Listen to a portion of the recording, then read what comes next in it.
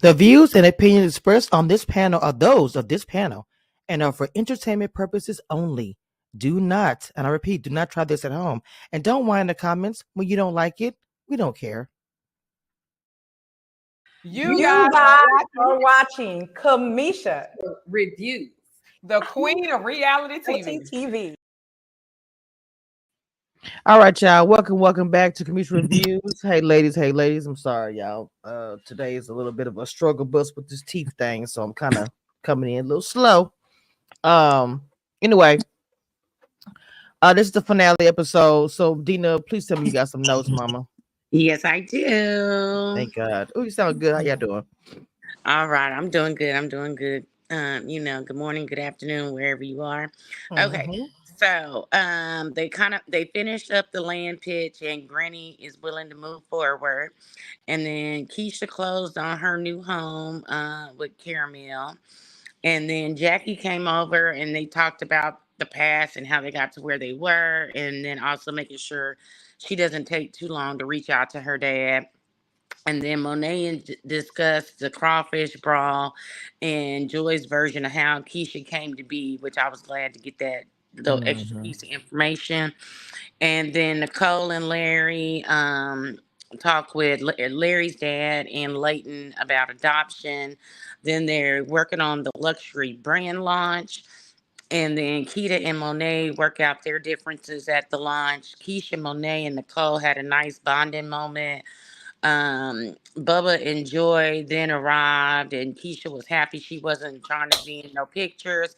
And then you got basically a recap of the sister cousins of their journey throughout the season and what's coming up, as well as Chris had a little something on there. But basically, it was just like a recap of what they've been through and where their direction that they're headed to. And I'm definitely looking forward to another season. Okay, what's up, Miss Abby? What's up, Mama? Did I miss anything? No, you did. You got it. It was a good recap. Abby, you here? Yeah, I'm here. Okay, I'm sorry. I'm doing like 15 things at one time. I'm trying to find a flight. I'm working. Okay, Mama. Okay. So no, you're good. So the part 2, the presentation, they kind of ended that up talking about the 5-year plan.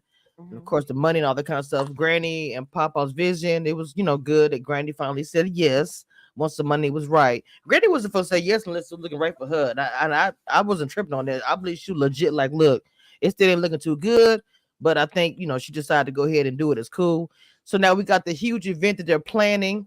But one thing I wanted to talk about before we get to the event they have going on, the adoption agency situation with Nicole talking about, them going to the daughter, and Larry saying, I'm not going to do this if my daughter's not okay or comfortable.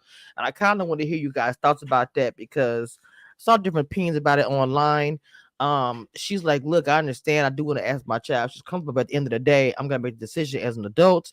The Larry is like, I don't want my child being uncomfortable in her own house. Abby, what are your thoughts about that? Are you still I'm sorry. I was trying to figure out where am I flying to. Lord, go Deena first. Let me go Deena first. Go to Deena first. Okay. Bring it back around. Okay, go ahead, Deena.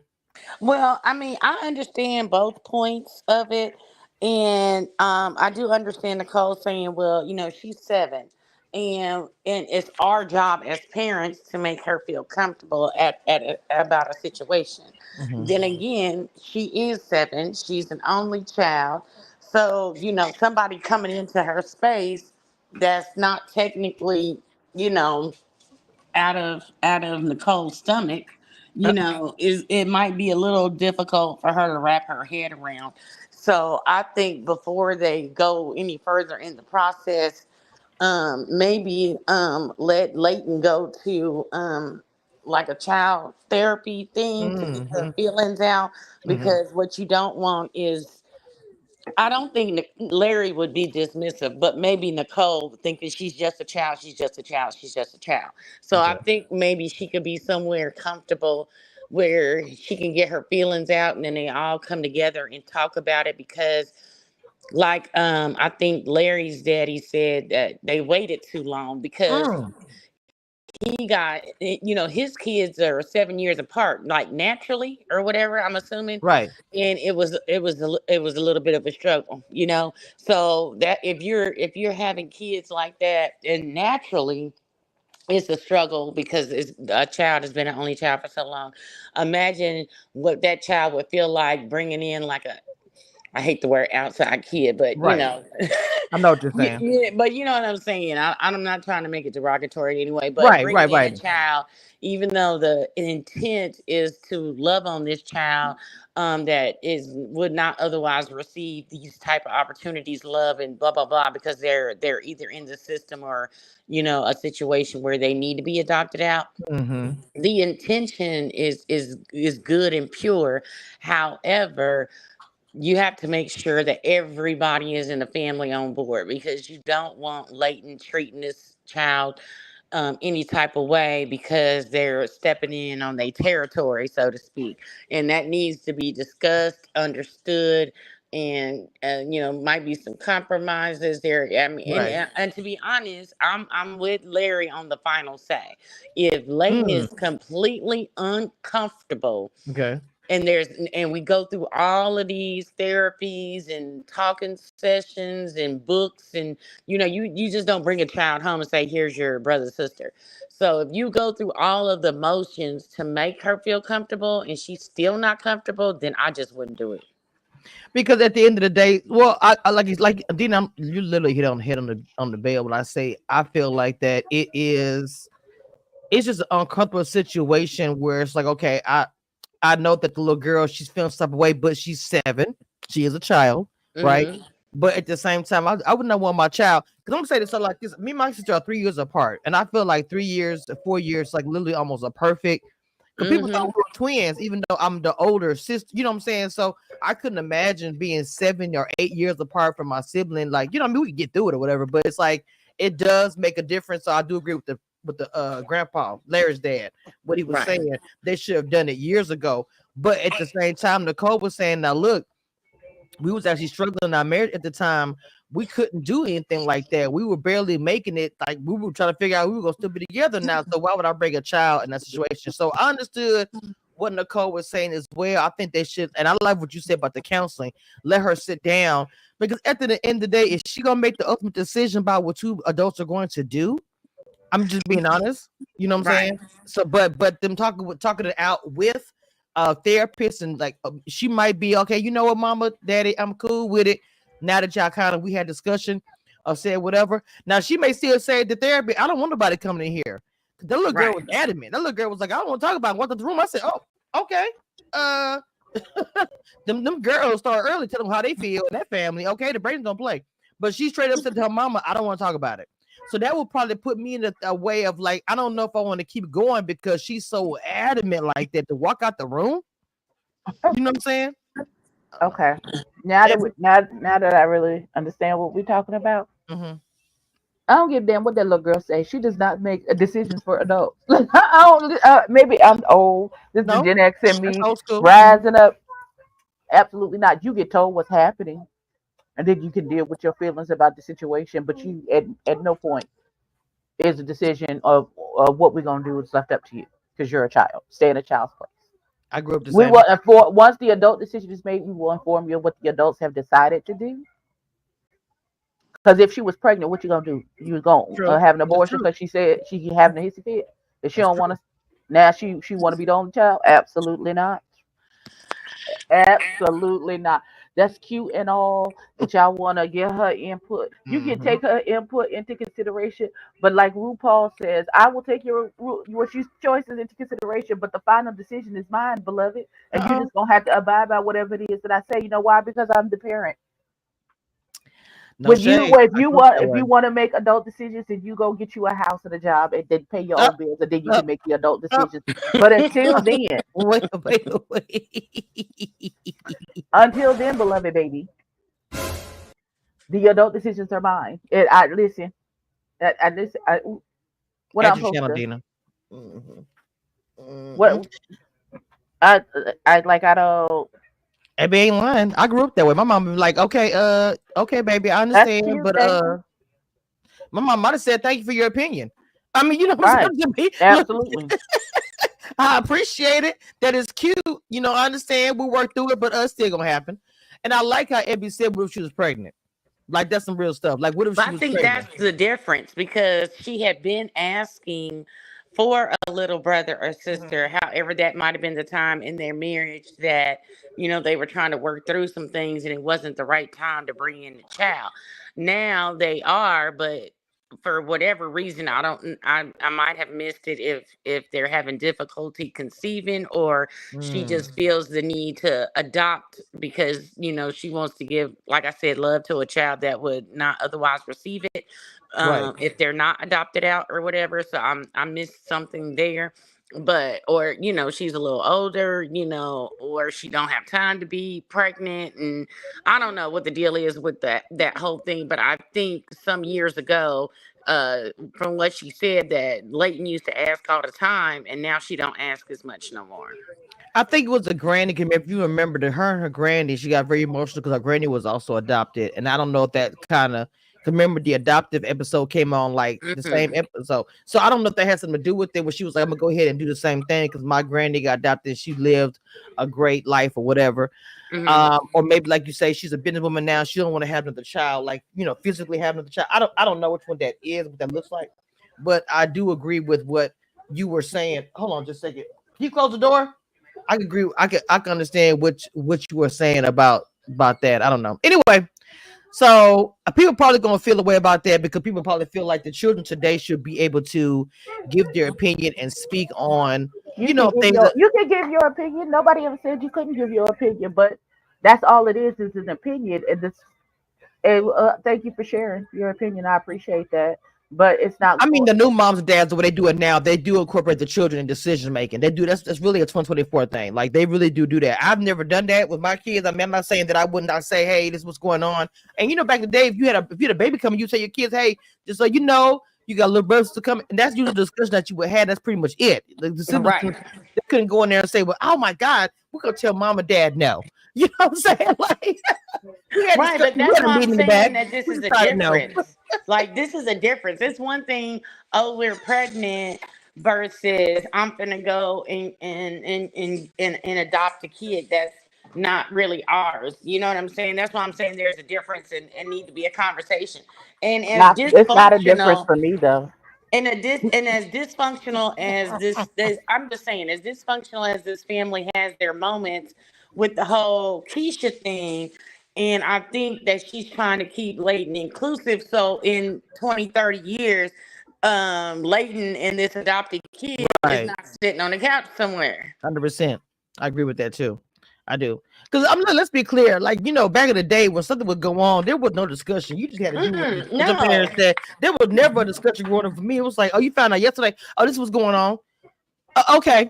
But what you were gonna say?" Like, in my day, and I ain't gonna lie. Until my kids was in their teenage years, like, if I decided to get up and move somewhere because it had better job opportunities or blah blah blah, I'm like, "Hey, in 6 months we finna woo whatever, get used to it." But then I think at the latter, that was when they were younger. But then, like, when they got into their late teens, it was like, do you want to go or not? And if you don't want to go, these are the arrangements of who you gonna live with.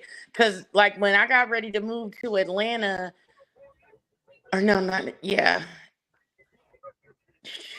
my one daughter, my oldest daughter, was in her senior year of high school, and to move her somewhere in her senior year of high school is like social, suicide. Yeah, suicide. Mm-hmm.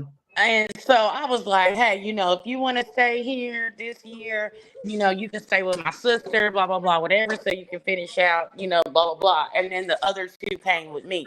And so even when they were all grown, and I had moved somewhere else, I was like, "Do you want to stay or you want to go?" And they was like, "Well, two of them wanted to stay, and then me and Alicia left." And, I made sure I helped them out and did whatever they needed to do till they got better jobs and could, live as adults or whatever. Like I said, this was late teens, graduated from high school and all that good stuff already, because I wanted to give them the option, because at this point they got friends, they got lives, they got jobs. But when they were younger, all you got to do was get up and do what I told you to do. So you going to do what I told you to do.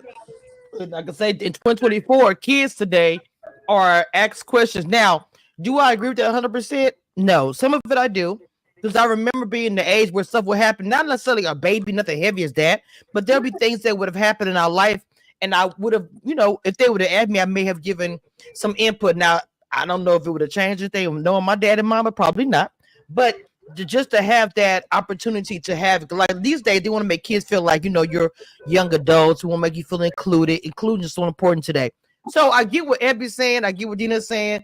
But in 2024, they include the children in every decision damn they're making, except for like and here's the problem with that, right? Mm-hmm. So it needs to be a healthy balance, because if you include your kids too much, that's when they start shooting off at the mouth, thinking they an adult, and they get their teeth knocked out. Mm-hmm. Correct. It has to be a healthy balance. Yes. Mm-hmm. You can't keep telling stay in a child's place when you steady putting them in an adult's business. 100%. I agree. And then you look crazy in the face when they calling you by your first name. Girl, not Shirley. Listen. Hey, Shirley. Like, who you talking to? Talk about I put in $50 on the light bill so I don't have a curfew. Girl. I will knock your lights out, beloved. I still don't call my mama by her real name. And she's I never have. Deena. Me I neither. call her the elder. Man, that's what I call her. When I call her job, I be mama. Like, is my mama there? Girl, same here. Same here. Is my mama there? Because the last time I called my mama by her real name, because everybody else was calling her by her real name, and I was trying to get her attention, so I said her real name. Anyways, 4 hours later, when I woke up on the other side of the room, I can't. I never called that woman her real name. 40-some years later. Let me tell you something. Look, we all have a 4 hours later story, but our mamas. I know I got one. Look, I remember. Look, it was 3 o'clock. It was 3 o'clock, and the next thing I know, it was 7:30. I don't remember what happened. In between that time frame, there is 4 hours missing out of every child's life from their mama. I swear to God. And dare you ask what happened, and you get to look. Never mind. I don't care. It's all good. No worries. You want me to refresh your memory? No, I'm good. 4 hours later. Not you went to sleep on Sunday and woke up on Wednesday because she said she was gonna knock you into the middle of next week, and she did. Not the uncle saying, "Don't get me involved. I don't want to know. I'm gonna lose time too as well. I don't want to know what happened. Don't ask me nothing. I don't know." Look, because I know during 2020, I called my mama and said, "Hey, is that offer to slap me in the next year still available? Because this is some bullshit." Because I'm struggling. My mama will tell me to this day, baby, let me tell you, I can reach the throat. Like my mom do not play. I don't care how old I am. She tell me all the time, you bought and paid for. I don't care, 55, 65, it don't matter. I have every right to do what I want to do with you, including knock your ass out. I'm like, okay, mama, what am I gonna say? Nothing. Right. Nothing. So I do. Y'all gave some good points on that topic. You want your slippers and a Pepsi? Let me go find the remote. Look, girl, let me. I was tripping. My bad. Oh Jesus. Okay, so you talked about the new house that what's the name? Lakeisha and Caramel got. We got to see, Tavion. She said she had the 2 bonus daughters and everything else. It's a nice house. So Aunt Jackie does come by and bring flowers. And it was nice to see Aunt Jackie because tell your daughter I am live. Why is she calling me right now? But Aunt Jackie brought the flowers there. And it was nice for her to say, it's like she's my second mom. That was kind of it was, and I know what Ebby's saying about her bringing the child in, but just listening to probably this child is 7 years old, listening to her talk in the future that her mom is now passed. This was her second mother. She didn't have much family. Her dad didn't care with the joy, all that crap going on. I don't know how much she had on her mom's side of the family. But I just really feel like the Aunt Jackie stepping in like that made a difference in this girl's life. Who knows if she hadn't? Because now she doesn't have her mom. She might not have had that family support that she has now. So, And I do want to say this, and because it wouldn't be right if I wasn't petty for a moment. Okay. So when they showed the scene and they showed Xena Keisha's mama, Uncle Bubba, Frank, whatever y'all want to call him, he got a type. Because if you look at that picture and you look He at looked just Joy, like the other lady. Yes, yes, yes, I I said saw that. I got the okay. picture somewhere. I saw it. I said the same exact Yes, thing. they look a lot alike, but I'll touch on that when we get to talking about Joy and Monet in the kitchen. Okay, I'm gonna upload them pictures so you can talk about it. So, what? Wait a minute. What were we just talking about? The Lakeisha Oh, the and house. Jackie. Okay. So how'd you feel about that? I know how you feel about the situation, her getting her life, Abby, because she should not, you say that wasn't her business. But just seeing her and their relationship, I know you still feel the same way, but how do you feel about that? Her, just being there for her. In today's world, not Yes. not Yes. at 7. Right. Because I know, Abby, she there? Because I know I'm she's doing. here. Okay, okay. Oh, Listen. not the silence. Okay. I got it now, miss. I got you. Listen, I try to be careful because the people was mad at me. Because I told the aunt should have minded her damn business last week. So, hold on. Um, she should be bringing flowers and apologizing to people because all of this is your fault because you minded business that wasn't your. Jesus help. Take the wheel, Lord. I walked in. I'm gonna say I walked into that. I did. I sure did. It's all good. It's fine. Listen, it's fine. I listen. If that's what she want to do, then so be it. She continues to mind business that isn't hers and want to act like she don't understand why people looking at her like she crazy. Well, that's okay. That we just gonna disagree on that one because we just gonna agree to we are. That's okay. agree to disagree, and it's fine. It super is because it ain't no malice, ain't no none no, of that. it ain't. In regards to this TV show about these niggas we used to. So but I also yeah, I think also too because of the fact that you and Deena's background as far as talking about different things y'all experience also is the reason why y'all give your opinions y'all do. You know what I'm saying? Same with me. So for me, I never experienced it, but I had family members that I saw. My family was big. My grandmother had 16 children, so I saw a lot. So it was a lot that we all have seen between cousins and uncles and who knows what. And it's always that they shouldn't be in the business. But I always feel like sometimes for a family, there's nothing is wrong with that too. If a child is being taken care of or being looked out, at the end of the day, she might not have had this family. I'm sorry. I just think she would have been on her own because it doesn't seem like that other side of the family was too much into it, And even when she asked the question about, we got to get into all that. I forgot. So she did kind of ask about, did somebody ask about me? And she was like, no, it was me that asked about you. Once we found out that you was, whatever, we knew about you. And apparently DNA tests didn't matter because she just heard about him having a child, and she called the mama. So right. Deena, what's your thoughts on that one? I was glad for the moment that she went and checked on her, because I think sometimes after like a family blow up, you kind of be like, do they care about me? Do what's going on? A whole bunch of things came out and we don't even know what was edited out. Okay. So it was good for her to make sure that she was in a good space.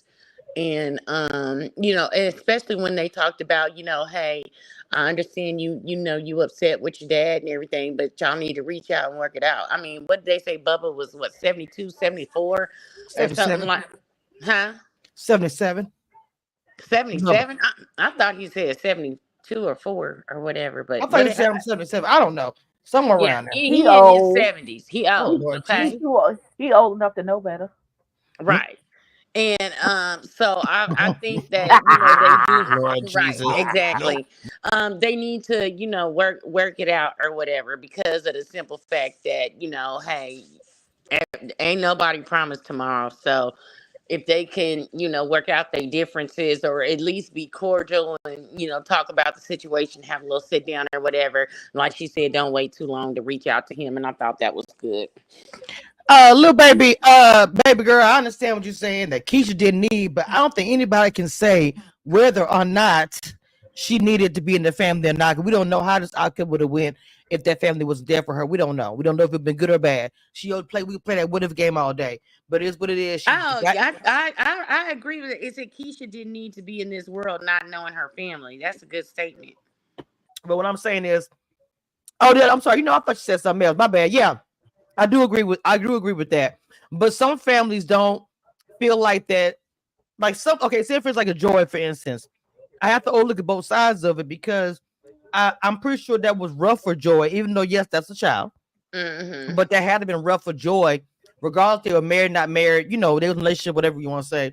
And this man has a baby with somebody else. I mean, at the end of the day, she didn't want to be bothered with that child. She didn't want to see the reminder. Now, when you go into the next scene, this is where I needed my information. Okay. So when you go into the next scene with her and Monet, she basically breaks it down that her and Frank was living together. And then he chose to marry her. So at the time all this took place, they was not married. I don't know when they actually got married, but she said that her and Frank was living together and that Keisha's mama chose to have a child with a man that was in a relationship. And she put the blame on her mom and Frank that was a problem that they created. So why should she have to take on their problem? Because they both decided to do that. Frank decided to cheat. And she decided, and they decided, or she decided to have the baby or whatever. But I like the fact that Monet said, "But she's innocent." She did say that. Like, cause our mama just straight, cause Joy comes from a place of this man had an affair on me with somebody had a baby, and Monet and everybody else looking at her like, "Mama, we get you, but this still is a child. She had nothing to do with it." Cause the Joy just seemed like she don't want nothing. I mean, the tea. I mean, what it's giving is Joy's like, "Look, I don't care. I don't want nothing to do with that child, grown or a child." It reminded me, ain't nobody gonna steal her joy. That's what she said. She said, my name is Joy. I was like, girl, I can't. I was like, Lord have mercy. But she said what she said. You know what I'm saying? And I get where she's coming from. Not everybody has the open heart to accept something like that. That's what Abby said last time. And I do feel now that we understand how the situation came about. And then for Cheryl and Jackie to go and get her and spend time with her and maybe even bring her to family functions where everybody knew that was Frank's and this is their terminology, not my outside kid. So now she got to sit up at the family reunion, the cookout, the crawfish boil, the rodeo, the whatever, and she's constantly reminded. So for 40 something years, however old these young ladies are, she is reminded every day or every time she sees Keisha that her husband stepped out on her in the beginning of their relationship before they was married. Lil Baby agreed. Did not want Keisha in the family. And the thing about it, the bad part, Joy not wanting her is kind of understandable to a point, but it seemed like Frank didn't want her around neither. He said, I pay child support. That's it. That's all that's the post. Abby, what's your thoughts, mama? Not that's the post. I got that from Lee. Oh, Jesus. Not that's it. That's all that is the post. Jesus, come get me, God. Just pick me up, Jesus. Oh, Lord, my Jesus. God. All right. So, here's how I listen. I'm gonna try and be as nice and politically correct as possible when I say this. Keisha is a living reminder of the devastation and hurt that Bubba caused Nicole and them's mama. Okay. And I'm gonna tell you how this comes across to me. How I view it is that I just lost my train of thought. Hold on, I got it back. Okay, so I understand why Keisha's mom feels the way she does. I do believe that if she was since she was going to stay and not leave this man and eventually marry him, I think she should have gone to counseling and got some she should have got some counseling and talked to somebody to resolve the issue. Mm. If especially if the outside baby was going to be incorporated into the family and pushed into her face Okay. all the time. You know what Oh I'm saying? wow, not pushing the face. I feel like the three adults needed to sit down and come up with some type of co-parent. Like they didn't do this back then, so I understand why it didn't happen. But at some point, because this is what I had to do, because I was the wrong party in the situation, even though was the one who had the outside party, outside baby. I was the wrong party because I was the one. He lied to the both of us, and he married that girl and didn't tell me until I told him I was pregnant. That's when he had to come clean and be like, okay, this is what's really happening. Wow. So it Damn. took me, my son was 7 before I allowed him to go and spend time with his father and overnights with his dad and his brothers and stuff. First of all, it took me like 4 or 5 years to resolve the hurt from that situation so that I wasn't mean and bitter and hateful and a problem and all of those things. I had to, hey friend, I had to heal myself first before I could even talk to that man. I don't know if it's the Scorpio in me, because once I'm done, hell will fall down first. You hear what I'm saying? Right. But I had to put my big girl panties on and heal myself from all that trauma that was caused to me, because that man was my first relationship. He was my first love, my first everything. Oh Lord, yeah. And I thought the sun and moon set in on that boy. So for our relationship to end the way that it ended with such devastation and lies and all of that stuff, and we still Right. ended up having a child together, it took me a long time for me to heal that, where that the wound and the devastation that he caused, which then in turn opened up the wound that my father had left with me.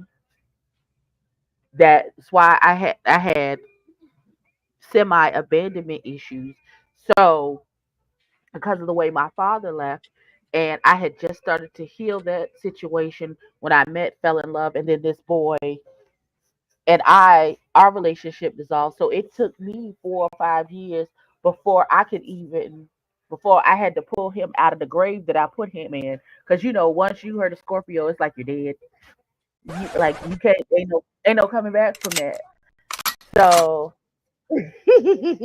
I had to I had to heal myself enough and put my big girl panties on in order to say, hey, this is this child's father, and it's not fair to my son that he doesn't have any relationship with his father because I'm so hurt about what his father did to me.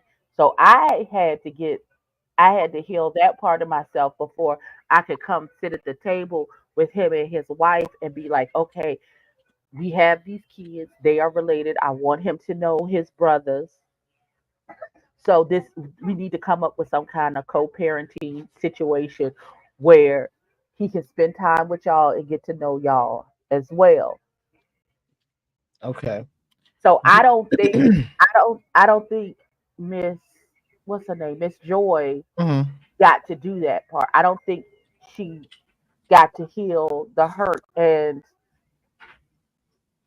when they brought Keisha around, I think it ripped over whatever had opened the wound that she had started to try and heal from the devastation done to her by Bubba cheating on her and getting another girl pregnant at the same time she was pregnant. And I feel like, because a lot of us women do this as a detriment to ourselves. I think she dug her nails into and held on to Bubba so tight till they got married on oh no, I'm gonna win this battle. You know what I'm saying? That's what it feels like to me. Like it was like supposed to almost like a competition of, oh, this my man. Oh no, he can't be your man if his shoes is on my bed on Mondays and Wednesdays. You know Right. what I'm saying? And I to do. she held on. She didn't wanna lose. And she was like, even if you did have a baby, that's my husband. Bop, bop, bop, bop, Right. bop. I got him There at you go. the end, Hmm. type of thing. That's how it came across to me. And I really feel like Miss Joy didn't get to sit down on nobody's sofa and heal herself from the trauma that was caused by what Bubba did. And that's why. And so she just tucked it, she compartmentalized it and put it off in the corner like it didn't happen because they weren't bringing uh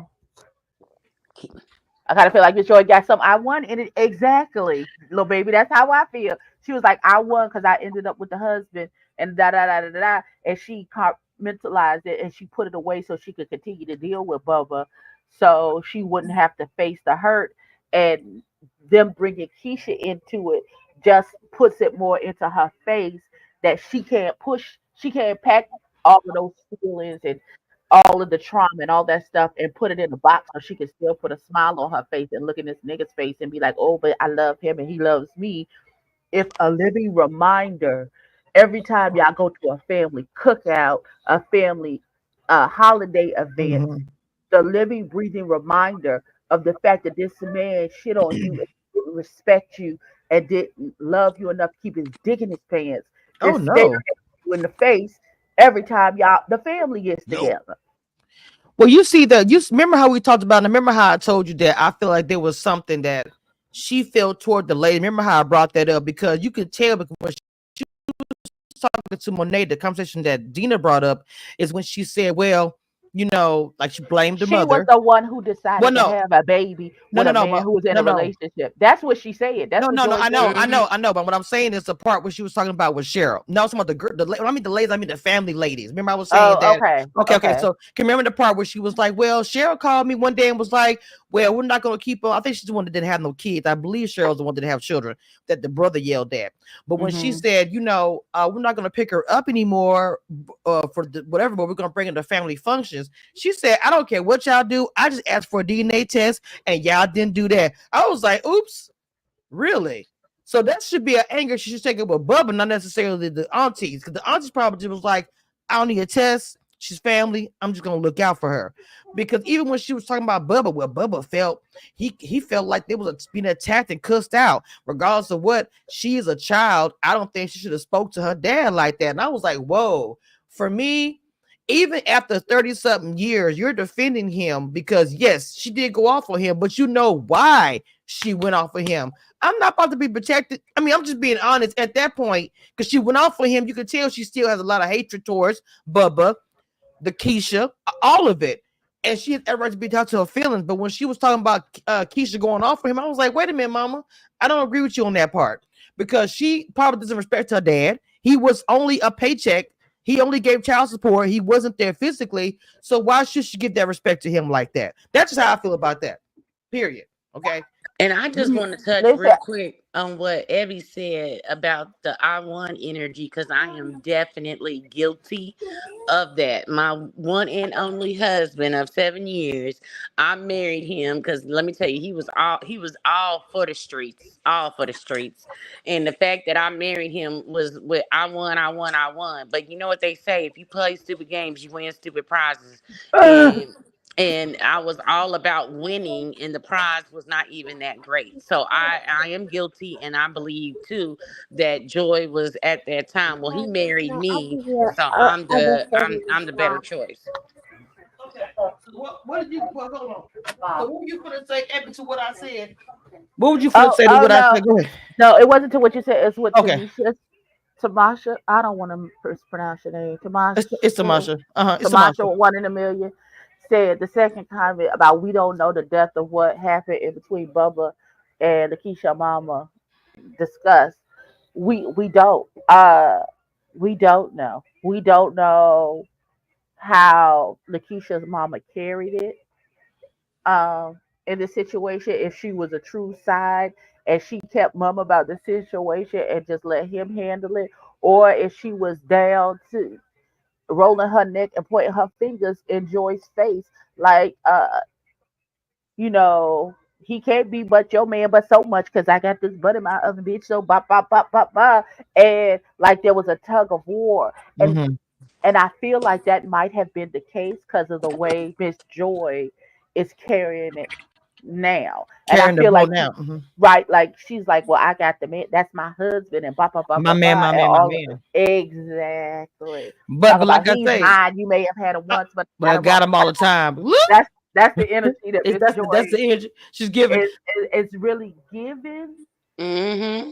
and you know, I don't think Joy felt supported by the family. That's what I was trying I to get I earlier. don't think I so don't think, either. but with the girl, but for Cheryl to call her and tell her that, you could just tell the disdain she had when she called me about, I'm not gonna, because she looking at it like this, y'all gonna go get the kid, even though y'all know all I want to DNA test, y'all didn't do that part. So I feel like she's always felt the way towards those girls because they would go pick her up, take care of her, whatever, knowing how she felt about Keisha's mama.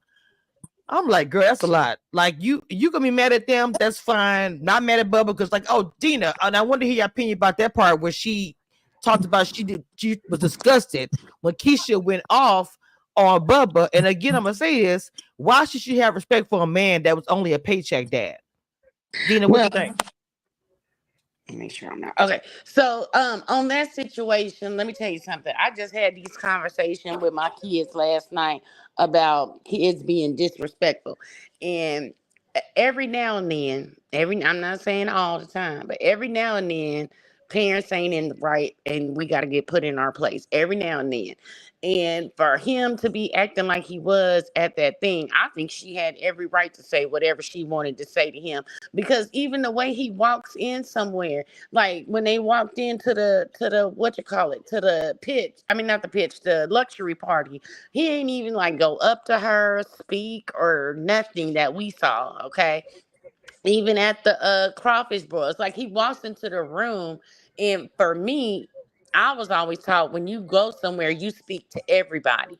So it, to me, it's disrespectful to walk in to wherever you are and not speak to everybody, especially they're your family, your daddy, your child, or whatever. But it's just from what I've seen over the episodes, to me that's being disrespectful. So he been disrespecting her. So if she got fed up and went off on him because he's acting all nonchalant, like he needed his Daddy of the Year award because he sent a check every month. That's bullshit. Look, Kathy just came in. Welcome, Kathy, to the chat. She said to add, she was pissed off that Bubba took money out their household for child support. That's really why she's mad. She mad about all of it. She mad about Yep. all of it, Kathy. It ain't just the money. All It's of it. not All just of it. the money. And then with another way I kind of feel like she thinks that the family wasn't supporting her is because did bring Keisha around, knowing how she felt, knowing how she was hurt, knowing how the man did her dirty by this whole situation. And then you go bring the baby and push her in my face and push her on Yeah. my kids. That's what we doing. Mm-hmm. That's why I say the three adults, Keisha, Mama, Bubba, and Joy, need to sit down as three grown adults, put aside your grown adult things, and have a conversation about these children and what you're gonna do, and put some co-parenting in place. They didn't do that back then. I like what Right. Tamasha said. I think Lakeisha's mama and Bubba had more relationship just like Joy did. Joy is in denial about how much he and Keisha mama was together. And that's in Facts. real life. Period. Because Y'all know I And ain't that lying put about them, and that. because and he that put in could his just own be words. because that's what Bubba was telling her. Like any other man. You don't know what to tell the No, other but I woman. mean, in Bubba's mind, you can see at Mm-hmm. two times he's brought up the situation. He said, I had two girlfriends, not a girlfriend and a side piece, not a wife and a girlfriend, not a none of that. He said, I had two girlfriends, which means in his mind, mind of a man, when he said he has two girlfriends, they are both on the same level. Oh wow. Gotcha. Until he married one. Right. Correct. Mm. And like like any man's a prize, and that's all women in the world, regardless of what. Like the man's a prize, and you guys are going back and forth, just like with the Ebby saying, "But I won." But Joy I do agree with 100% what Abby said. I really wish she would have got some of that resolved on her own as far as being healthy and healing the way her children are, because it affects her to this day. You can just tell how she speaks about all of it. She Her has a body frown on her face. language, Oh, demeanor, everything. everything. About all of it, and it feels like even though they got married, she's never felt safe in that relationship. Like she could trust to leave for 2 days and her husband ain't gonna have no woman up in her house doing something he ain't got no business. It feels like Bubba has never been Fidelis, wedding ring or no. So she is still holding on tight to him and watching his every move like an eagle. Like to this day, like they can't move it to a retirement center because he gonna be the stud of retirement center, even though he's living there with his wife. That's what it feels like to me. Thank you, CJE61. Thank you so much for that. Abby, I can't with you. Now with the blue pill in the nursing home, like we got to get control. He taking the blue chew pills when she go play bingo with the girls and have Miss Mary from up the street who go to Beulah Baptist Church come up there and talk about she Not delivering agendas and she delivering her buns and the church buns at the same time. That's what it feel like. That's what it feel like. That And some of them, even you think after they too I feel old to like hold, but they even still after be this on. situation, I feel like this is not the first, second, or third time this possibly has happened with them. That it's just the other women didn't have the babies. What you say, Deena? I didn't hear you. No, I'm just saying sometimes you be thinking they gonna grow out of it and they too old to hold, but they never do, and they still be hoeing because the way she be clenching to him and like I agree with Abby. She probably timing how long it take him to go to the quick trip. He can't go to the bathroom. How long you was in the bathroom? Who you on? Who was in the bathroom with you? Listen, it's given very much. From the house to his job is 7.2 miles, and from Keisha's house is an extra 3.5 miles from his job. So I check his mileage before he leaves work, and then I check his mileage when he get back. And if it don't calculate up to the 7.5 miles from the house to the job, and he ain't stopped nowhere like the gas station or to go to McDonald's to get something to eat, I know if it's an extra 3.5 miles, he been over at Keisha's house. And his resting heart rate is 42 beats a minute. So I know when his race, when I ask a question, his heartbeat is 60 minutes, he lying. That's what it gives to me. Are you full? Where you ate at? Did she cook for you today? Like I can't. I saw the gravy on your shirt. Where'd you have some chicken and gravy and rice? Like I know I ain't cooked that. Why your breath smelling like onions? God help me.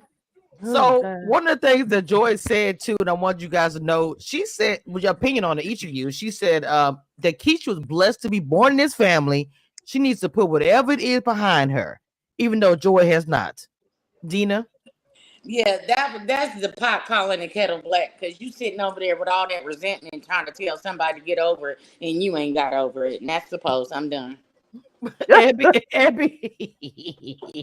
Listen, it's given very much. She better be grateful that her nosy ass aunt couldn't keep her fucking business, her own business to mind, and went and got your ass and brought you over here. Because if it was up to me, we wouldn't know you exist. We would put you you could have stayed over there with your mama. Thank you, Lord Jesus. That's what it's given to me. But who is me? Who is me? That's what it gives to me. Oh, Lord have mercy. Well, they had the luxury lunch, and it was nice. We didn't care about none of that. We was the drama. Well, the drama, a little bit of drama was there because Quita and let's talk about Chris.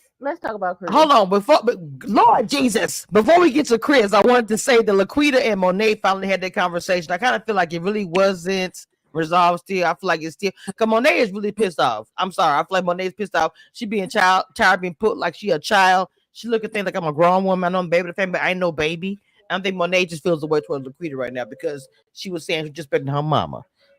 Go ahead with Mr. Chris. Chris is tired of all you niggas. And Oh God, she tired. Chris is tired. He said, "Listen, how many bowls of fruit on a kitchen counter I can't. do you want me to say? Because this is really ridiculous. He's like, how many times you want me to film somebody open a door into a house? I want to. He was like, I want to do things that matter, and the fact that he was so enthusiastic at the rodeo roundup and getting film of them because it told a story even Mhm. if it's a story about the family, he was able to tell a complete story that's linked to the history and to the family, and that's why he was so excited to do it. But these inanimate object houses, he's supposed I don't he can do that and do it very Mm. successfully. He just wants to be able to do other things, and he's just not enthusiastic. And even though he signed a contract, I don't know if he gonna make it out of the 90-day probationary I don't think period he. I think I wish she would have because he added that. don't want right. I don't think he wanna. I think he's overdoing that, and he wants to go and follow his dreams. Now, his wife, who says when real estate get funny, she pick up some extra shifts. What did she do at the other job? I don't know. I can't You remember. talking about The nurse. His wife, the nurse. Yeah, What is she? she was a she was No, a I thought she was a pharmacist. yeah, Yes, yes, you're right. I'm pharmacist. sorry. She go down to the CVS and pick up a couple shifts when she feel like money gonna be tight. How irresponsible are y'all with y'all money? This But no, but this real is that. estate is This a is what finicky. No, no, no. Let me I tell you understand. something. It's very finicky, very I finicky. understand it can be feast or famine.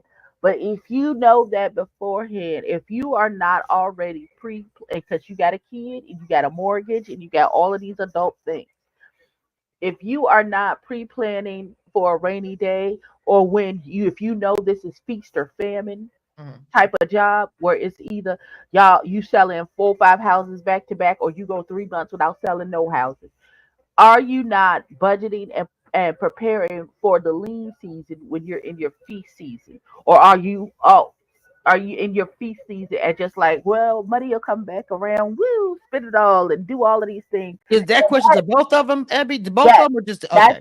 that's to both of them.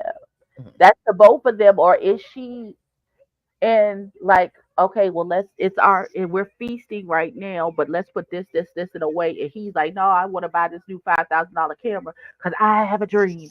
And he's not, really, you know what I'm saying? But Chris is Like on a steady paycheck. She ain't. Oh, because yeah, she that's why yeah, that's true. I believe that's why she be pushing him because of that steady paycheck to continue to work for Bradenton. If he leaves Bradenton, that steady paycheck goes away. It does. But And then you remember she said she held down for a long time. So you know what I'm saying? She said I held it down for a long time while you were getting your dream started. So I can understand what she's saying. I'm gonna need that steady paycheck because she wants a house right now. That's why you see her hustling, trying to sell all these houses. You think she's trying to get her a house and they want to have no child. So she has a goal. He has the same goal. But I'm also with you everywhere. It just looked last night and even really the whole season. He just looked like, look, I love the Brady family. I love that y'all got me and it stood it up. But he wants to do. I've seen some of his videos. This man does whole video shoots, whole videos with celebrities. He has a bigger thing he wants to do besides, as Abby pointedly out, a bowl of apples or a car or whatever it might be. Even when she was looking for him, he taking pictures and recording that car. You know, he wants to do something else.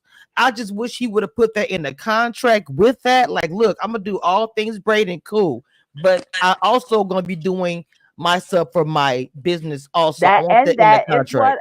that's what I didn't ain't that what I said when we were talking about them contract negotiations? That he's like, I would be very adamant. I need a calendar by You did. third or fourth. If there's 4 quarters in the year, by the fourth quarter for 2024, I need every date that y'all gonna need me in 2025 to do whatever y'all need me to do, so that I can plan around the schedule that y'all have. Since this is steady money and we have a contract, I need every date in 2025 that you're gonna need me with a couple of alternatives if the dates can't work out, that we can, you know what I'm saying? Yo, I get So you. that I can weave in and around and still leave room for me to do Right. my heart's desire. Now, this stuff I'm doing for y'all Bradenton family is to make sure that my household is taken care of. I have a steady paycheck, the bills are getting paid, and my wife is not stressed out. But I also want room to be able to do my heart's desire so My that I dream. too am Mm-hmm. fulfilled. They Mm-hmm. say on the plane, put the mask on yourself first. How you Right. gonna help Survival of anybody the else if fittest. you over there you can't breathe? Survivor itself. And you know the thing about it, and Dean, I wanted you to kind of spout on that too. There's nothing wrong. I don't want as a man, you want your man to feel like he is also empowered and not just how they call it Mr. Man, like the woman, like Oprah Winfrey when she had her man, like they would just say that's Oprah's man. You want to also have your own identity and don't get lost in I'm lost into the Braden family, which I love the legacy, I love it, but he wants to build his own legacy, I'm sure, for his wife and for his children and for himself also. Like he didn't leave his job behind to just start working for the Bradens and not kick his dream up off the ground. So I just and also too, I also want to say too, at the same time, I know that he probably looks like I owe Braden something. They also gave me this platform, but I think that, like Abby said, this should have been the contract. It's going to be slow times. I talk to people who are in real estate, and unfortunately, there are these slow times. I know somebody who actually works for me who is in real estate and has a job. I'm like, bro, why? He broke it down for me. Like there are times that yes, you get these houses where you said where it's like some big money, and like Abby was saying, he said you save it because them checks are super fat, whatever. You pay your bills up and then you put your money away. But he said some real estate people, they'll get the big money and they spend it, and then when that downtime does happen, like they don't get no house for a couple of months, then they're struggling to get bills paid. They gotta get a 9 to 5 job, which is a trip to me. So I guess it's the way you actually move as far as a real estate, how you move with your coins, how you move with Right. And everything. there's a Like, couple industries that's like that because a lot of people that are doing 9 to 5s or salary, hourly, whatever, they get a steady paycheck. With real estate, even tax people, like they popping from January 1st to April 15th. They make you're right. hundreds of thousands of dollars, but then don't nobody need them as much from April 15th to January 1st. So you got to stack that money. Same thing with real estate. And I was just talking to somebody like within the hotel industry, we have like third party people that plan.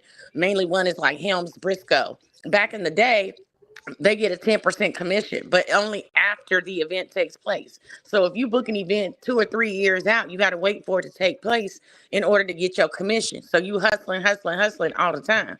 But now they switched it up to where they get 5% up front and 5% when the event happens because people were struggling and, having to have multiple jobs in between waiting on these commissions. Real estate's the same way. You don't get paid. If y'all watch any of the selling Tampa, selling whatever, $1 million listing or whatever, and the reason why people are so mad if they do all this work to sell the house, either it don't sell or the people pull it and give it to another broker or whatever, True. is because you don't get no money until that house sells. So if that house sit on the market 3 months, 6 months, a year, you don't get no money At until it all. sells. And you need to put time in to stage it because You yeah, you you got to see, stage it. they spent $9,000 on staging, and Yes, that's light work, okay? Because if you watch some of them other shows, they've spent $20,000 on staging, thirty because thousand they're dollars on empty, stage. because they're 100% empty at the end, and they want Yeah, it to be inviting for somebody who wants the place, you so they're got to going to give dress it them up like the it lives vision. in. Yes, Now, yes, ma'am.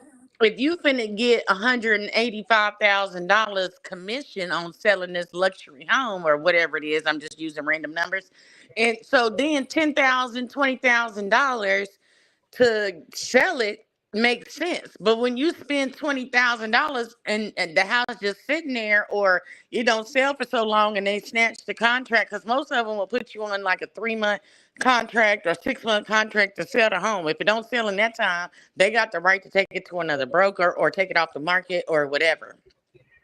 True, true. So yeah. So I wanted to ask you guys. Well, I see Camiesha put in the chat, Abby, and I kind of want you to answer this. She says, but his dream is coming at the expense of the family paycheck. He wants more money, but he takes forever to do the task, it seems like. What's your thoughts? Okay. I'm sorry. Okay, I'm sorry. I was talking to my daughter. Uh, he He said he may have been employed looking out for him. Like I feel like his treatment comes as a family paycheck. I mean, that's up to him and his wife. I want to know, did him and his wife sit down before he decided to become a photographer and left whatever call center job he was working so he could pursue his dream?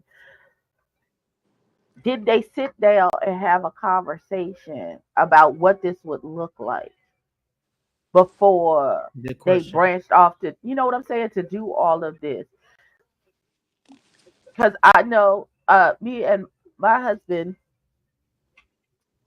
even though I was the breadwinner in the family, like we would sit down and we at the beginning of the month and we would have a family monthly budgeting meeting, and whatever you wanted to do for the month had to be submitted like a requisition to see if we could afford it and get put it on the budget schedule to Not a be board paid meeting. for. We Yeah. did. We did, because I was trying to teach my children financial literacy and Okay. understanding how to budget things and how much money you at the beginning of the month, how much money are you going to bring into this house, and here are the bills that have to be paid for the month, and this, and put them in priority, and if they fit into the budget, and if extra things, you can submit a requisition. If we have extra money, then so be it. Yes, we can do that, and if not, then I'm sorry, you might have to wait until next month and then submit the requisition again until we can afford it and get it approved to put it on the budget. Because and that's how I raised my kids, because I want them to be smart and realistic about what you can realistically do with the money that you have coming in. Because I hated the generational curse of borrowing from Peter to pay Paul, Oh and it was like Lord. you know what I'm saying? It's like a I vicious hate that. cycle. It You is. know what I'm saying? It's like a Mm-hmm. vicious cycle, and you never get to catch up. And Right. at some point, you gotta stop it. So I just want to know, did they have a conversation? And again, I go back to, I understand that the real estate business is very feast or famine, Mm-hmm. and if you say our bills are this much a month, Mm-hmm. this is how much money that we need to have come into the household to cover just our basic needs: food, lights, gas, water, phone, these cars, insurance, rent, all of those good things. And what's left over, we can build a fund to start building towards your dream, to get you the equipment to do the things that you want. You can start working on building the connections and the relationships and stuff, and then start to try and put your portfolio together to launch your business Mm-hmm. and the dream that you want to do. But we have to be realistic. It's one it's one thing to walk on faith and stuff, but faith without works is dead. You got to put some You gotta put some in there, that pot. you got to put something Yeah. in there. You got to work smarter, not harder. So I just don't, I like, It's a good it feels, it's a good question. What you're it saying. feels like the wife, what's the wife's name? Jaquita? What's her Jaquita. name? Jaquita. Jaquita. Jaquita. It feels like Jaquita is always working from a scarcity mindset, which is like, you Mm-hmm. like, we never know where our next meal is gonna come from. We never know where our next paycheck is gonna come from. So you better secure this steady paycheck while it's being offered to you, and do whatever they say, and whatever, and She fuck don't how want to you go feel. back to being the breadwinner. Exactly, And she does. I keep saying that too. and bump how you feel about this a situation. This is a steady paycheck that's bringing money into our house, and even though I sold 7 houses last month, I still need you to have this steady paycheck, because we don't know, I might not sell another house for another 2.5, 3, 4 months, and then what are we going to do? My question is, if you sell 10 houses in one a month and a half, say 6 weeks, you have 10 closings, and you, after taxes and everything, you have a nice healthy bank account of like $150,000. I'm just throwing money out there. Mm-hmm. Why are you not saying, okay, Not throwing this money. is, you know what I'm saying? This is I this know. this is not the question that you have with your honey. Okay, so you still have a steady paycheck, so you still build it into the steady pay, this money. You have steady money coming in, but I have done well in these last the last 6 weeks, and this is the surplus of money that we have. How much is it for us to pay the mortgage for a year? How much is it for just if you just get the basic needs for a 12-month span where you are not concerned about, oh my God, if he decides he flip out, or they decide they don't want to do this anymore with him, or they get into some type of family kerfuffle or whatever, and then he has to look for another job or something, where at least your basic needs. You ain't got to worry about being evicted from your house. You don't have to worry about them putting you on the street or your lights getting cut off. Are you planning ahead in your feast to cover your famine season? People got to look ahead. See, I don't know if they're not doing that, but what Ebby is saying, just like what Deena is saying too, and like I said earlier, with a different career that you have, like the taxes or whatever, you got to cover yourself for 6 months. If it's two of you guys, it should be easier because you have a partner, so that discussion should be had. There should be a cushion for both. What I mean by that is maybe during the real estate season time, she's really putting that money working or whatever, but then on the other side, when it does go down, you should got me, baby. You should have some set up, whether it be some clients, you have some big clients, and there's money put away for that season, whatever that looks like. So I love that feedback. What you're saying, Ed, because I do agree with that. So also to Camiesha said in the chat, and I'm gonna say I think Chris might be a little bit misunderstood because she says that if he's working, he want to be the respected, but I don't think he want to be the breadwinner. And I don't really get that from him. I feel like that he's really just trying to make his dream come true, but also he does want to be the head of the family and he just wants that support. And I just think that's rough. And it probably how it looks, images. I just don't think that's what it don't get that for me. You know what it gives to me is that every time he tries to be the breadwinner and make decisions,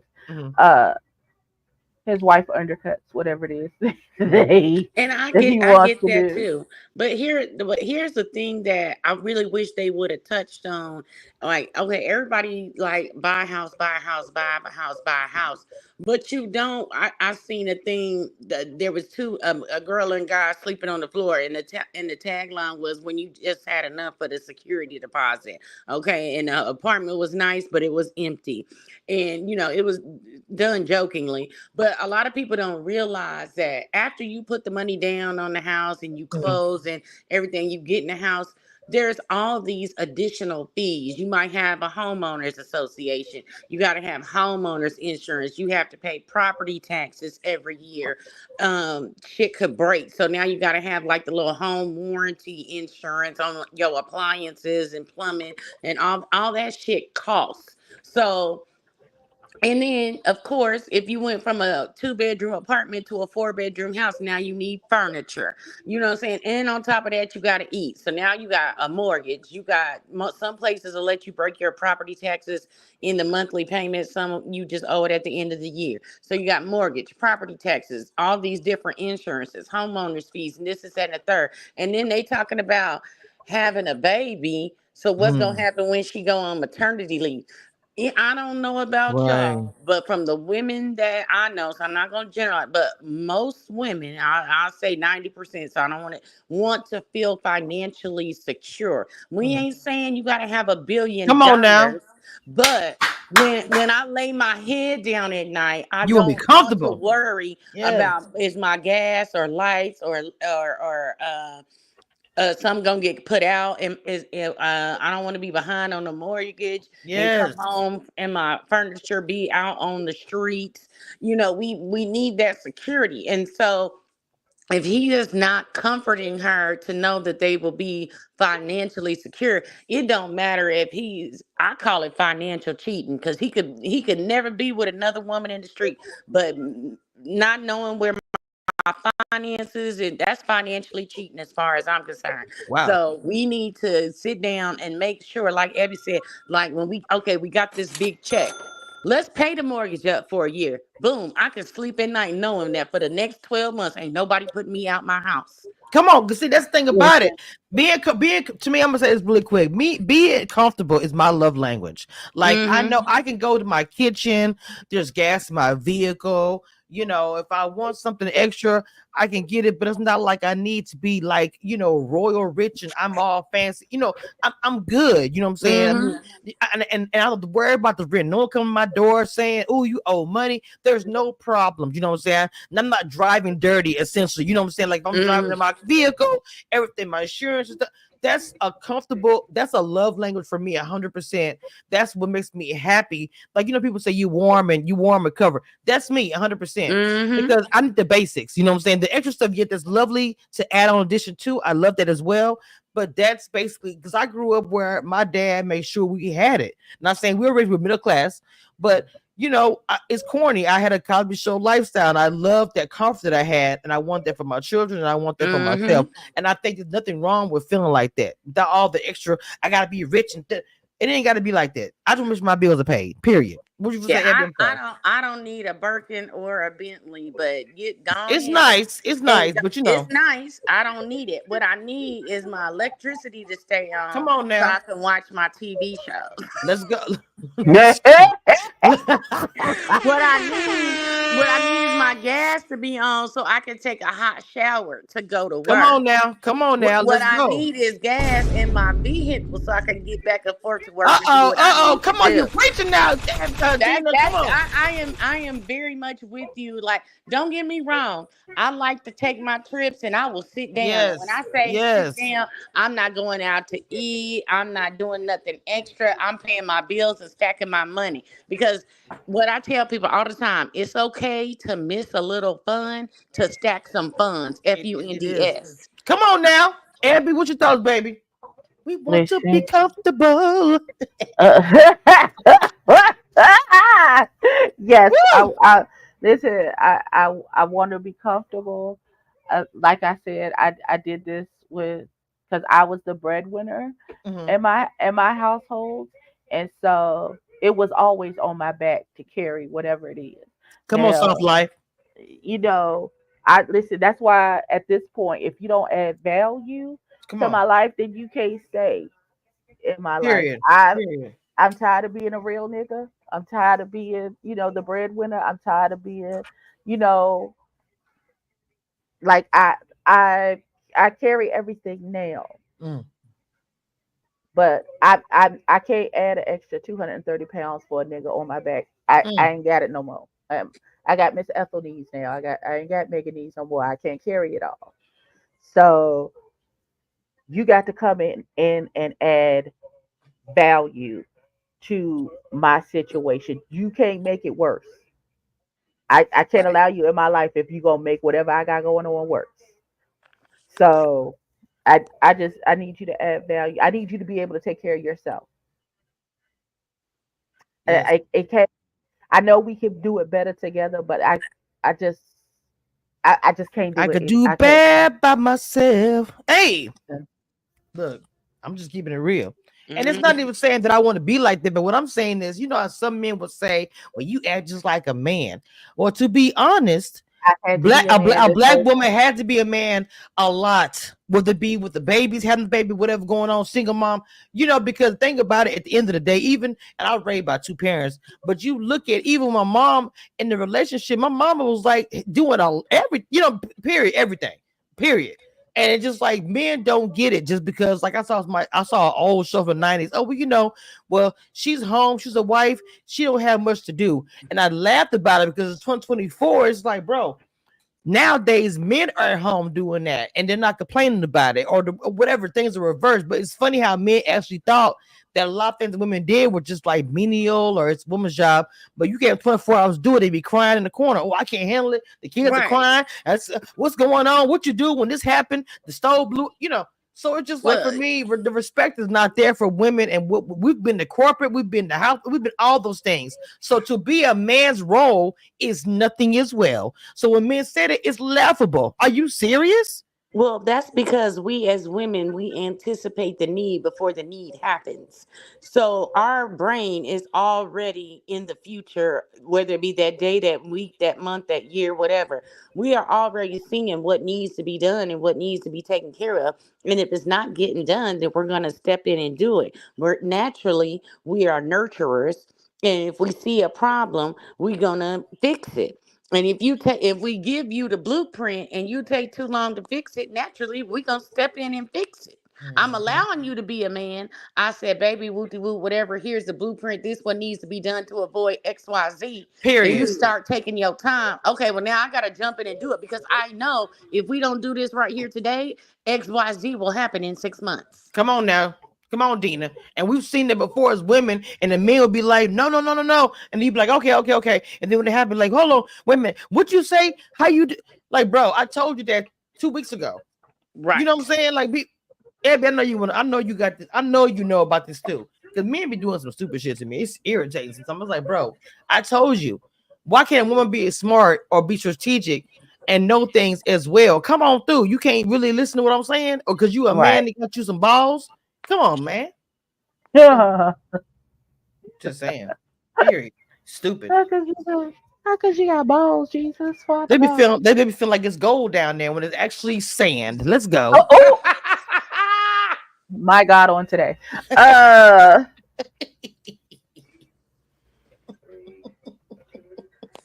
just saying, I can't let you lead if you lead me to nowhere. Look, exactly. I ain't got time for a pipe dream. I'm finna put my my mask on first and exit expeditiously. Let me tell you something. If some stuff going on and the world is coming to an end and we struggling, or they say we got 24 hours to get together, guess what they gonna look to? I bet you ain't gonna be no strong man. What she saying? Okay. Because y'all will be struggling. Like, I'm just being real. It should have been the leaders. The women should have been the leaders. That's that we're not now. But do y'all understand how tired I am of the situation being we need this and we need it in 24 hours, and then everybody looking in my face? Girl, come on, Abby. Come on, I'm tired, y'all. Let's talk about it. I'm tired. The Lord knows I'm tired. The Lord knows the desire of my heart. I am waiting for Him because He promised me some things, and I'm waiting. I'm trying to be patient and leave it in His timing because His timing is perfect. And and everything that I've been through is for a purpose. But when I say that I'm going to get my soft girl era because it's the desire of my heart, and God promised me some things, I'm just sitting and waiting on it. But in the interim, I'm tired of people looking in my face and be like, we need this by this, and then it's on my back to bring it through. And thank God, I thank God for being a provider and allowing me to be a good steward over what He's given me, so that I can come through every single time. But it's stressful, and I get tired. It's tiring. It's tiring. I can't. Right. Like I can't. I don't understand. We got to get rid. I cannot. I don't know, man. Let's go. What are my requisitions for being on my roster? If at any time that I call you, because I hate asking for it. First of all, 9 times out of 10, if I'm calling you, it's because I've depleted everything else that I know how to do, and I have no choice but to come to you and ask you for anything. Because I hate it with a passion. But if you are my roster and I ask you for anything, and you can't come through, not only am I never asking you for any type of help ever again, as long as I thank you, getting kicked off the roster. Goodbye. I'm gonna need you to go sit on the bench, and I'm calling one of your replacements up to the top 5. Because at no time should I not be able, if I am gracious enough to share my body and talents and time with you, and I can't come and ask you for help when I need it. You are worthless. What is the point of you even being here, son? Exactly, Deena. Exactly. And then a man, see, the thing about that I think is funny is that men for years, and I know this because we all have been there as far as even young women coming up listening. I had a lot of uncles and even, dad, whatever. And I would hear my mother, I would hear all them talking. I was like, as an adult, you put it together once you become a woman or whatever, you think about this conversation. And it's like men really thought since the beginning that they knew everything. So the women that was really the revolutionary, probably the ones who were like the men was in the front. Oh, that's the man. He did all that. I'm pretty sure the idea most likely came from a woman the night before when they was in the pillow talk or she was doing whatever. And it's sad to say that a lot of things that happened in our history, women were the one who did it, but the men got the accolades for it. Nothing is Listen, new about that. Nothing. there's a reason why the saying is behind every great man is a greater woman Mhm. pushing this nigga to Pushing Look, him to greatness. pushing him to greatness. and leaving her in the dust in There's front of a other people. there's a reason why the Bible calls a wife a helpmate and a revealer. Mm. Cause that's our job. It's because we're the ones that's gonna tell you, hey nigga, the cliff is right there. You finna fall off the Look, cliff. look, and you steady going fast. You want to go off the edge? I'm trying to stop you. Like, period. Camiesha, this is true. Rosa Parks on the bus, the main Martin. Look, the thing about it is, even back then, even black. The thing about it, yes, we was having a movement and all the things, and it was wonderful and beautiful. But when you hear the breakdown, the stories in between, a lot of stuff was done because the women, including Martin, a lot of things, the ideas that came up over time was actually the women and people from the community. And I mean people who were a part of the LGBTQ community. But those people weren't giving any kind of shine until like what, the last 15, maybe 10 years we hear about these stories. But even now we're hearing more. And it happens in households every day that women are the one that's literally doing these things. I love the song Women's Work. I do. But there people do really feel there's a thing called women's work. But in reality, women do both. We do women and men's work. Wear both hats. All of them can fit in anywhere and do whatever, whether it be financially or whatever, taking care of kids, being a businessman, run a business, whatever it might be. I swear to God, I believe women are better pimps than men. But I'm just saying, are we gonna ever hear that anywhere? No, in 2024, we're still not gonna hear that. And we have to demand respect, which I think is trash. I don't know. This shit got me heated as fuck. Okay, let us pray. Let us pray. Okay, so this was the finale of the season. I want to say one thing I want to say that I did enjoy recapping and talking about this season, and it also meant something to me because for me, my family is from Natchez, Louisiana, which Granny was born there, even though she was adopted and raised in Houston. But my family's also from Houston as well and Louisiana, and I know my family has ties with a lot of the people that's from the show that I don't even know, but just I know there's ties because small world, small towns, whatever.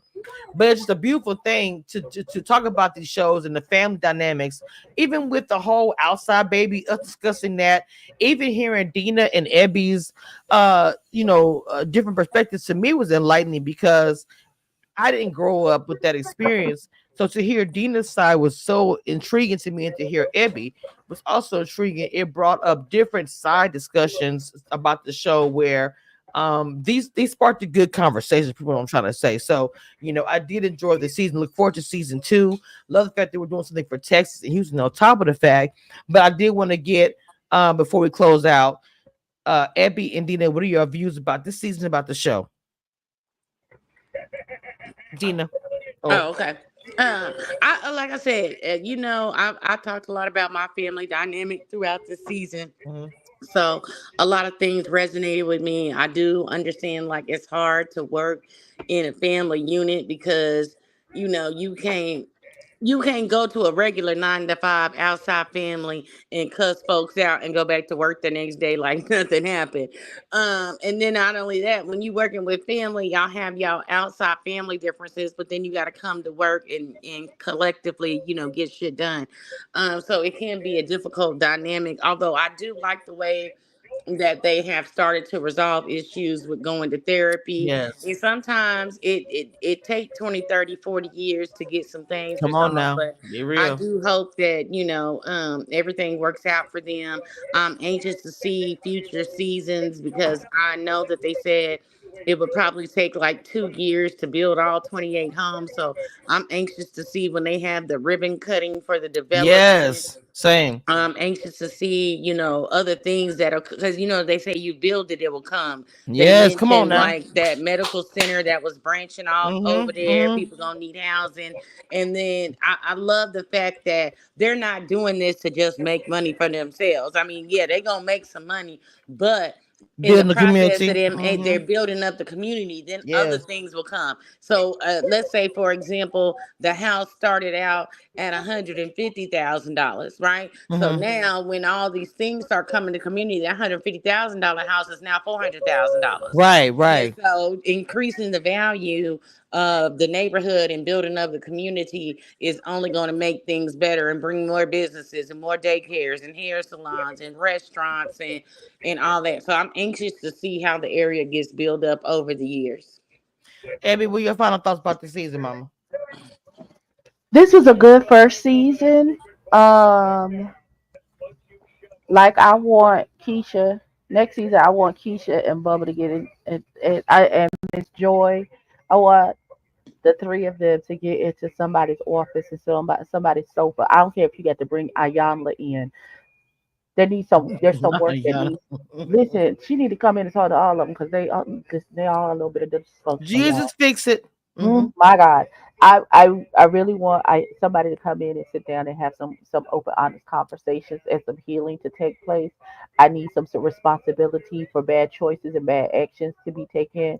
I need some responsibilities to be taken, some accountability to be taken next season. Um, that's what in the next season I would like. I hope they get renewed for season 2 because I would like to see a second season. I would like to see them start to break ground on the heritage or legacy village Yes. or whatever. I can't remember the name of it. Um, Oh I yeah. want to see it. I want them to get that girl that hair salon though. I do. I Right? think Monet She the deserves it. only, I do. No, real she, talk. the- I she the think only one Monet doing deserves hair. it. Let get that girl that salon. And then look, the thing about it, Monet with the hair salon, she probably the one that be in the family. Some pop up a holiday, something. We all get your hair done. We go to Monet. So why not give her a salon? She the only one do hair that's in the family. Why not? I mean, but look, this is something I gotta say about Miss Deena, the receipt queen, and Miss Ibby Reviews. So let me say this. This season doing this show with these ladies, and we've done some other projects as well. Really, I'm just have been really loving the dynamic between the three of us. I feel like we're the older G's of situation. I feel like that our connection doing these things have been everything. So with that being said, with this being done for the Saturdays, and y'all also the feedback I've received, y'all really have enjoyed the three of us. We're gonna do something started next Saturday. I got to talk to them about it. Probably we'll figure out something, but you guys actually like us together. You like us when we do our recaps or whatever. And so they liked us, ladies. I'm just being honest. And so for me, I'm appreciative because it's been different. We're around the same age, or so the discussion for this season has been it's been really a good season, except for that one day when my Instagram got shut down because everyone was talking about, we was talking, but it's all good because I'm right there with her. Girl, please, I'll right there with you with the white meat showing. Period. It's all good. Instagram do be doing too much, so I didn't really care about that. But it didn't matter because it's every my sister. She know that, and so is Deena. And so it just I felt loved. They don't even know it. I felt a lot of love for the two of them doing this season. Just having they come every Saturday because it just is what it is. I just love these girls a lot, and so I want to say that and I get all sappy. I know I'm a little sappy. It's whatever. Oh, it's okay, honey But bun. but I do love We both of love them. you too. Well, I mean, I'm just saying y'all are very talented and I've enjoyed y'all this whole season, y'all opinions. It's just been everything. So um I want to know what you before we do the preacher, before every review come up and come to the Ah, pulpit, okay? oh my God. Oh Ah, my God. Oh my God. so Deena, what you got going on your channel, mom? Jocelyn's Cabaret, New Texas, will premiere tomorrow. And I wish I could go down to Houston and go to the premiere, Me but too. unfortunately, I have to work the next day, so I was unavailable to do Mm-hmm. that. But so I will be doing that on Monday evenings. And then there is another Baddies versus something I can't remember that's coming out on Zoo. So when they drop that, um I'm gonna be doing that. Jesus Queen. And yes, Zeus is my life right now. And then I know not this, because we do Baddies Caribbean every other week. So not this week, but next week Baddies Caribbean, it's on the end. This should be like some of the finale episodes coming up. And then we already know in the streets that they've got reunion drama. They just finished filming it, and there's been lots of fights already. So I got to get on the gram and get some tea for that. Appreciate you sending me some info. Of course. And then so that's pretty much what I got going on with that. And then Love and Marriage Huntsville, I do with Confessions of a Reality Queen. And then I think we got Love and Marriage Detroit coming up, but Saturday evenings are kind of iffy for me because I have events. So I don't know if I'll be able to make that, but I try to be. Well, I'm hoping. So I'm doing. So I'm just gonna say it real quick. So Detroit is coming on tonight. So I am going live tonight, and whoever wants to join, I send to everybody wants to join. I really want everybody to come through because even though I know everyone don't like these people, I know she doesn't. But I love my sister's opinion, and that's why I want her there because I got a live at 7 tonight. I'm gonna do it tonight after the premiere. The premiere come on at 7. I'm gonna do it like right after, like 8:20, whatever. So I love everybody's opinion. She know I do, and so that's why I want her to be there because she don't like them, and she gonna give the real. So anyway, I want everybody to say what she gonna say, but I wanted to say that really quick. But Deena, want to ask you, with the Texas Jocelyn thing, whatever. I'm doing mine on Monday too, but you said you only gonna be able to jump in on the evening. Yeah, because when I work 9 to whenever, so I usually do my stuff in the evening after I get off work. If I do it before 9 o'clock of recording, will you hop on with me? Yeah. Okay. Anyway, so Ed, what you got going on your channel, Mama? Go ahead. So this evening at 7:30, me and the straight man gonna be talking about Chasing Orlando season 1. Now her veneers came off, guys. Okay. Wait a minute, y'all. Celebration, y'all. Look. Don't tell them. Hold on, before we get to that, go and tell them about it. Deena, because they can know what you're talking about. Don't tell them. I'm gonna drop some tea later on. I gotta go get my receipts, of course. But you going live today? Hold on, you going live today about the reunion? Yeah. Okay. So allegedly, Tasiki and Diamond the Body got into altercation, and Tasiki hit her in the mouth so hard that her veneers came off. So, oh my God. When you get veneers, they shave your teeth down. So she really didn't like knock her tooth per se off. She knocked the veneer off, and now Diamond the Body's running around talking about, oh, now I look like Krishan. Oh no! Wait a minute now. Nope. Wow. So I will be talking about it today after I get my receipt. I got out of jail yesterday. Okay. Listen, so y'all shut up. Deena, hold on now. Deena, top of the chat. Y'all make sure y'all subscribe because when the Sweet Queen get into Zeus, she gets in her bag with that. And that live, make sure you see me that link. I want to be in that live. Because everybody's talking about this live, about this happening. So probably today and tomorrow they're gonna be talking about this all day about what happened to her and Tashika. She went live this morning and she said, "I'm going to get a necklace. I should get a necklace with a tooth on it." So you need to get into that tea too. Anyway, Abby, what you got going on your channel, Mama? Go ahead. Okay. I'm sorry. Like I was saying, me and the straight man is talking Chasing Orlando tonight at 7:30. Later on this week, me and the straight man is Cam Newton had Ayanna Van Zant on his channel for Funky Friday this past Friday. So we're gonna discuss what she said on his show. Then and so other than that, I think I got much happening. I'm working on some things behind the scenes.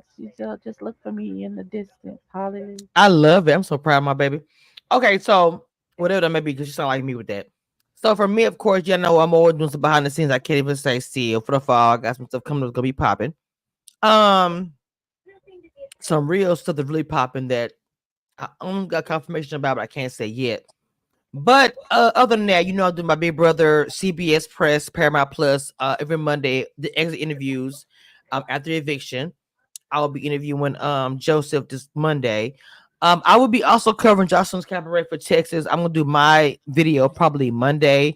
I know that Love is Blind is coming up as well. I'm thinking about trying to hit up either Kid My Cheeks and Ebby to maybe do something with them. I know they covered it as well. I just haven't told them about it yet. I want to ask them I could do something on theirs, whatever. Anyway, and then of course, I know I do Netflix. I got The Circle coming up. The Circle, literally the whole entire the whole cast. I did a live about the cast and just kind of followed them as I was live and showing the people. The whole cast jumped into my Instagram live. It came into a circle party. It was everything. Respect. I loved it. So it's just a lot of positive stuff is happening for me, which I'm really proud of, and people I'm talking to. So, like I say, stuff in the fall that I can't really say I got coming up, but for sure, in the Red to Love You, I know we're covering that. The change of that again, instead of Saturday 12, we'll be doing Ready to Love in the evening right after the show comes on, because they changed it to instead of Friday to Saturday. So yeah, I know Ready to Love panel. That's my favorite panel. Everybody loves is that one, because we go in from me, Abby, Deena, Lee, Stacey B. She said she will be in attendance for sure. Mod, everybody who was there. It's really a good panel of Ready to Love. So I hope you guys do come back for that. It's supposed to be coming on in early October, allegedly rumored. So be prepared. We have 2 seasons, 2 different states. We got Philly and then we got Detroit. So we just got a lot coming up for We Review panel. I just wanted to say shout out to all my queens who've been a part of it all these years. I shout out to Deena, who's here, and Abby. I just love you guys who have just been a part of this that I created years ago. The fact that y'all still been here after all this time. No panel can say that we have rocked straight all these years, the same panel on YouTube. Not many can say that, and I'm proud. There's the people that I chose to be in my circle who are some real ass people, not those fake fraudulent people and fugazi. That's why it went the way it did, period. So anyway, that's all I got. I love y'all down. Miss Preacher, come on up and real quick. Y'all come, make sure y'all follow these ladies, please. It's really important to me that you guys follow these ladies.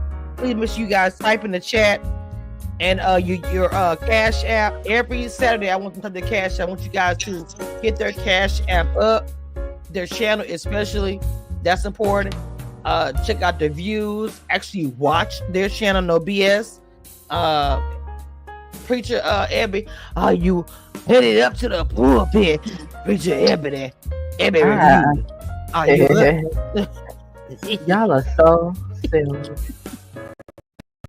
Are we headed this way? Are we up here? Yeah, Mom. Are we ready? Yeah, we're ready. Okay. All right. Hold on. Oh, my bad. I had to write music up. I thought I had the wrong music up the whole time. Go ahead, Mama. All right. So, if all hearts and minds are clear, dear Heavenly Father, it's again that we come to you as humbly as we know how. Just thank you. Hold on. My music ain't playing. I'm sorry. Hold on. I don't know why my music. Did I hear my music? It's time to say bye. No, we don't hear any music. Please. There we go. The devil trying to Jesus. Go ahead, Abby. I'm sorry. Okay. So, thank you, God, for all that you are and all that you do for us, and thinking about us and the desires of our hearts. God, we want to continue to pray success for the Braden family and all of their endeavors. We allow them to come back for a second season and be even more prosperous, to show us Black excellence and the real and the fake when it comes to such a huge family with a long storied history. Dear God, I pray for my sisters Camiesha and Deena. Allow them to continue to be prosperous and have great progress here on our YouTube platforms. God, allow us to be seen by the eyes that you want to see us, to push us closer towards our destiny and what you called us to do in our lives. And if you do these things, we'll be so careful to give you the glory and the honor that you deserve. In Jesus' name we pray, amen. Amen. Lord, that was a good one. Lord have mercy, y'all. This is the finale, y'all. And it was a good season. And you know how we do things over here. We about to be out She's 5,000 G. We'll be back next season. But you know how it is. I have to leave out with my famous words. One thing I want you guys to know, and that nothing that will never change about this. I am the queen of reality TV.